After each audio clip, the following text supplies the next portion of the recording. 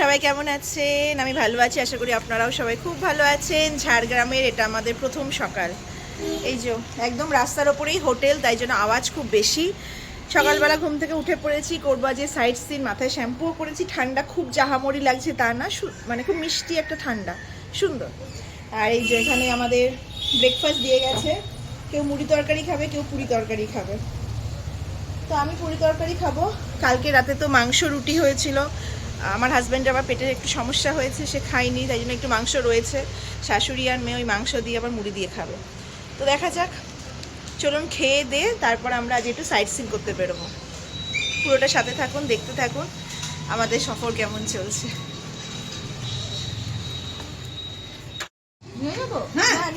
বাবু না চামচগুলো নাও আলুর কারিগুলো বুঝতে পারছি না কথাটা গায়ে পড়বে বলো না না পড়েনি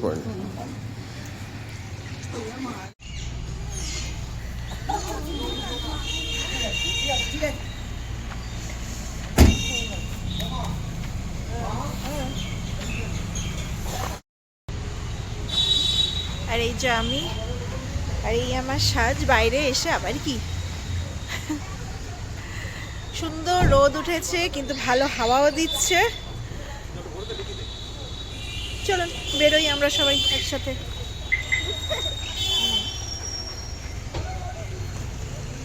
চল।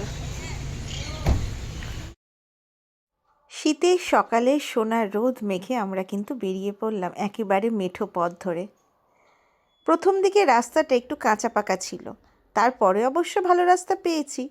কিন্তু এই যে গ্রামের ভেতর দিয়ে যাচ্ছি, এটা বেশ ইন্টেরিয়ারের ভেতর দিয়ে। প্রথমে যাব একটা ড্যাম দেখতে, তারপরেও যাবার একটা ড্যাম দেখতে। চলুন রাস্তা যেতে যেতে বলি, এই যে একটু ভালো রাস্তা পেয়েছি, কিন্তু একদম ইন্টেরিয়ারের ভেতর। জানেন, বেলপাহাড়ি থেকে যেতে হয়। বেলপাহাড়ির নাম তো আপনারা শুনেই থাকবেন। আর ঝাড়গ্রাম আপনারাও প্রচুরবার হয়তো গেছেন বা দেখেছেন। আমিই প্রথমবার এলাম জানেন। রাস্তাটা কিন্তু ভারী চমৎকার আর ভারী সুন্দর, আর সবুজ, আর মাঠে ধান কাটা হয়ে গেছে, মাঠটাও কেমন ফাঁকা ফাঁকা লাগছে, কিন্তু যেতে কিন্তু ভারী ভালো লাগছে। আর এই গুড়গুড়োগুলোকে দেখুন, অন্তত 200 টাকা চাঁদা দিয়েছি জানেন। প্রত্যেকটা রাস্তায়, প্রত্যেকটা মোড়ে মোড়ে গাড়ি দাঁড় করিয়ে এরা চাঁদা নিচ্ছে, আর বাচ্চাগুলোকে সামনে ঠেলে দেয়, বড়রা থাকে পিছনে। যাই হোক, আমরা চলে এসেছি একটা ড্যাম্পের সামনে।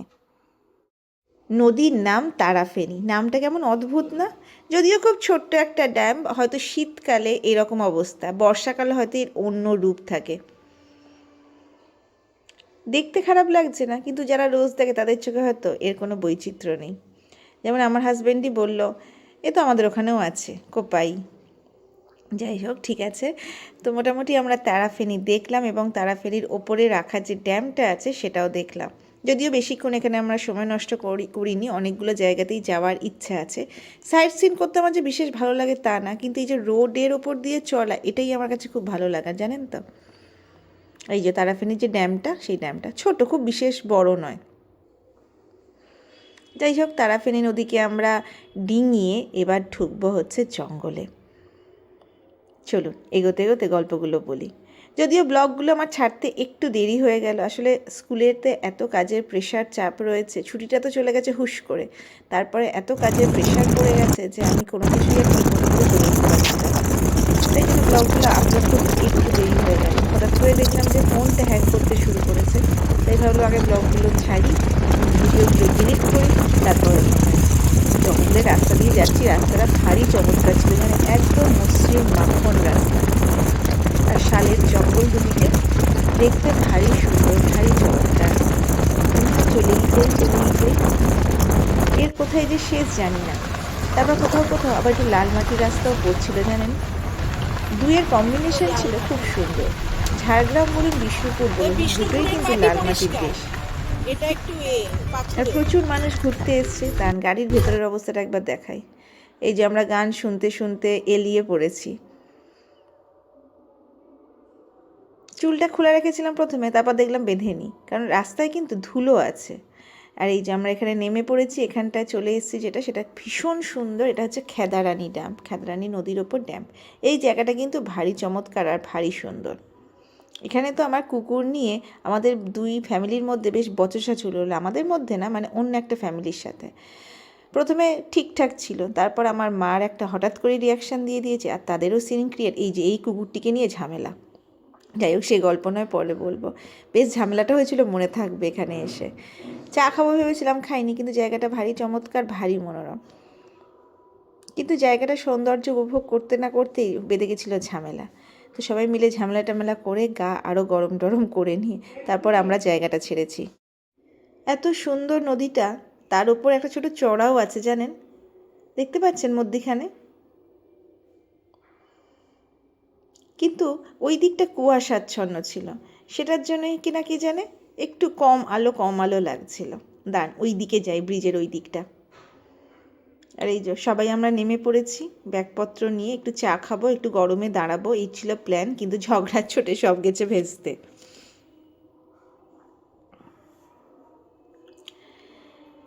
সামনেটা যাই, গিয়ে ওখানে দেখি, আর এই দিকটা দেখুন অনেকে পিকনিক করছে জঙ্গলের ভেতরে ভেতরে। আসলে এই যে সময়টা ডিসেম্বরের শেষ উইক, সেটা কিন্তু অ্যাকচুয়ালি পিকনিকেরই সময়। টুকটাক পিকনিক কিন্তু সবাই করে, যেখানেই যাচ্ছে সেখানেই দেখছি মোটামুটি একটা রান্না হচ্ছে আর গান চালিয়ে নাচ হচ্ছে। এই যে দেখেছি নদীর পাড়েও অনেকে নেমে গেছে, প্রচুর ট্যুরিস্ট এসছে। চারিদিকটা ঘুরে আমরা গেলাম একটা পাহাড়ে। পাহাড়ের নামটা এই মুহূর্তে আমার আর মনে আসছে না, কি দিয়ে নাম বা সামথিং কিছু একটা হবে, নেটটা দেখে নিতেই পারতাম। তো যাই হোক, আমরা পাহাড়ে আর উঠিনি, পাহাড়ের পাদদেশ পর্যন্ত গেছি, সেখান থেকে দেখে পাহাড়ে ট্রেকিং করতে হতো আরও বেশ 5-10 মিনিট, তো সেটা আমরা না করে সামনে একটা আশ্রম ছিল সেখানে ঢুকলাম। পেট চুই চুই করছে, খিদেও পেয়েছে, কিন্তু খাওয়ার কোনো ভালো জায়গা দেখতে পাচ্ছি না। আসলে আমরা যে জায়গাটায় আছি বেলপাহাড়ি যে দিকটা, সেই দিকটা কিন্তু একটু ইন্টেরিয়ার দিক, এখানে কিন্তু খুব বেশি ডেভেলপমেন্ট হয়নি। প্রাকৃতিক সৌন্দর্যটা আছে, রাস্তাঘাটও সুন্দর, কিন্তু হোটেল বা হোমস্টে যে খুব বেশি আছে, খাবার জায়গা যে খুব বেশি আছে তা না। আশ্রমটা বেশ সুন্দর, ঘুরে টুরে দেখলাম, আশ্রম থেকে একটু প্রসাদও পেয়েছি। তো এই যে আশ্রমের বাইরে আমরা চলে এসেছি, বেশি না, একটা ছোট্ট আশ্রম, শিব মন্দির রয়েছে ওখানে, যজ্ঞ হয়, দেখে টেকে আমরা এই যে বেরিয়ে আসলাম। এই জায়গাটা বেশ শান্ত, নিরিবিলি, সুন্দর। তো এবার একটু এগোই, খেতে হবে, তো খাবো কোথায় সেটা একটা ব্যাপার, রাস্তাঘাটে যে খুব খাবারের অপশান আছে তাও না। এই যে অনেকটা খুঁজে পেতে এই একটা দোকান দেখলাম, এটা কিন্তু ভারী সুন্দর, ভারী চমৎকার, আর নামটাও জানেন খুব সুন্দর। এই দেখো, এসো এসো আমার ঘরে এসো। এখানে আপনি একদম অথেন্টিক ঝাড়গ্রামের খাবার পাবেন, মানে শালপাতা, একটু মোটা চাল, একটা তরকারি, এটা কিন্তু শাকের তরকারি, আরও একটাও তরকারি দিয়েছিল, সেটা কিন্তু একটু বেশি লোহার কড়াইতে রান্না করলে যেমন হয় সেরকম। আর সবথেকে বড় কথা, এখানে প্রথমবার খেলাম কুরকুরা। কুরকুরা মিন্স হচ্ছে পিঁপড়ের ডিমের চাটনি, সেটা কিন্তু আমাদের কাছে ছিল একদম নতুন। আমরা নিয়েছিলাম ভেজ, আর তার সাথে ভেজ একটা থালি, আর তার সাথে ছিল ডিম ভাজা। খিদেতে আমাদের কাছে এটা দারুণ অমৃত মনে হয়েছিল। এই যে এটা হচ্ছে ওই পিঁপড়ের ডিমের চাটনি, একটু টক টক ঝাল ঝাল, খেতে খারাপ নয় কিন্তু। এই যে ভাত মেখে, এবং এই যে তরকারিগুলোর স্বাদ, এটা কিন্তু সম্পূর্ণ অন্যরকম। সবাই মিলে রোদে বসে একসাথে খাচ্ছি। জানেন, বনলতাতে একটা পাঁপড় ছিল 30 টাকা, আর এখানে দেখুন পাঁপড়টা এটার সাথে ফ্রি আছে, ছোট, কিন্তু খেতে খুব ভালো। ওই যে অনেকেই গাড়ি থামিয়ে রেখে কিন্তু এখানে খেতে আসছেও। জায়গাটা কিন্তু মুহূর্তের মধ্যে ভরে গেল। তবে জায়গাটা যে বিশাল প্রচার আছে তা না, খুব যে ঝাঁচকচকে তা না, একেবারেই কিন্তু ঝাড়গ্রামের পরিবেশকে মাথায় রেখেই করা। খাওয়ার পর এই 3 মাথার মোড়ে একটু এসে দাঁড়ালাম। ওই যে দূরে একটু ছোটো ছোটো পাহাড় দেখা যাচ্ছে, এই যে, আর এখানে এনার একটা মূর্তি দেখলাম, একজন ট্রাইবাল শহীদ বীর। খুব সুন্দর লাগলো জায়গাটা, এখানে বসে থাকতেও না ভারী ভালো লাগছে। এটা কোনো জায়গা না, কোনো সাইট সিনের জায়গা না, এমনি 3 রাস্তার মোড়, যেটা দেখতে কিন্তু ভারী সুন্দর লাগছিল। আমরা এখানে দাঁড়িয়ে বেশ কিছু ছবি টবি তুললাম। তারপর আমরা গেলাম হচ্ছে ঝাড়গ্রামের রাজবাড়ি দেখতে। এটা আসাটাই বেকার, কারণ ঝাড়গ্রামের রাজবাড়ি দেখতে দেওয়া হয় না, আগে ভেতরের গেট পর্যন্ত দিতে, এখন তাও দেয় না। বাবা কী যে খাজানা আছে ভগবান জানে। চলো এই পর্যন্ত দেখেই আমরা ব্যাক করলাম, আর বেশি কিছু দেখবার ইচ্ছা নেই, টিভিতেই দেখে নেবো, আর কি করা যাবে, এখানে তো প্রচুর শুটিং হয় তাই না। ওই যে রাজবাড়িটা দেখা যাচ্ছে, আগে ওই ভেতরের কালো গেটটা পর্যন্ত দিতে দিত জানেন, এখন আর দেবে না। রাজবাড়ি দেখতে দেখতে প্রায় বিকেল হয়ে গেছিল, কিন্তু এদিকে যাওয়ার কথা আছে আমাদের ডিয়ার পার্কেও। তো ডিয়ার পার্কে তখন প্রায় 5টা বেজে গেছে, আর 5টায় কিন্তু বন্ধ করে দেয়। তখনও একটু আলো ছিল, আমরা দৌড়ে দৌড়ে গিয়ে টিকিট কাটলাম। দৌড়ে দৌড়ে টিকিট কাটতে গিয়ে যেটা হয়েছে, একটুও শীতের জিনিস আর মাথায় দেওয়ার মানে কথা মনেও নেই, না টুপি পরেছি না জ্যাকেট পরেছি। ওই অবস্থাতেই আমরা ছুটেছি, কারণ জানি বন্ধ হয়ে যাবে। তো ছুটে ছুটে টিকিট কাটলাম, কেটে ভেতরে ঢুকেও গেলাম, আর আলো তখন ছিল কম। এবার এখানে কী কী জন্তু জানোয়ার দেখলাম অন্ধকারে আলো জ্বালিয়ে, সেটা আপনাদেরকে একটু দেখতে পাচ্ছেন। সবাই বেরিয়ে যাচ্ছে যখন, আমরা তখন ঢুকছি।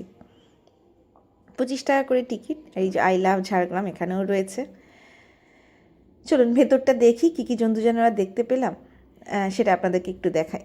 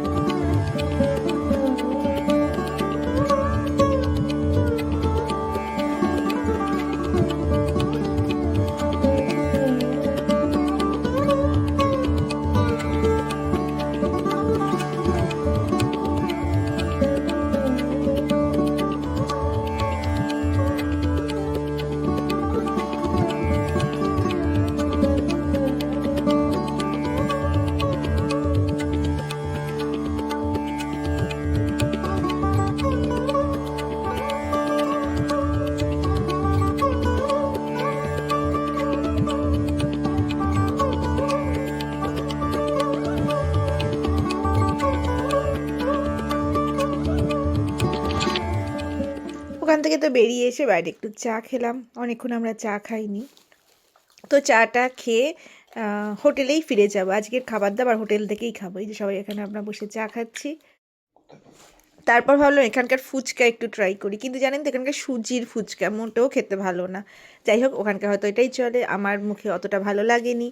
তো যাই হোক, একটু খেয়ে আমরা আবার ঘরে আসলাম। রাতে ডিনারে ছিল চিকেন আর রুটি, এই খেয়ে আমরা শুয়ে পড়লাম। পরের দিন আবার ঘুরতে যাওয়া আছে। যাই হোক, আজকের ব্লগ এখানেই শেষ করছি। ভালো লাগলে একটা লাইক করে দেবেন, পরিবারের সাথে শেয়ার করতে ভুলবেন না।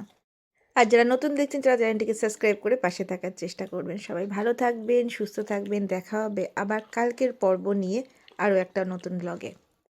ব্লগ তো এখানেই শেষ করছি। সবাই ভালো থাকবেন। নমস্কার।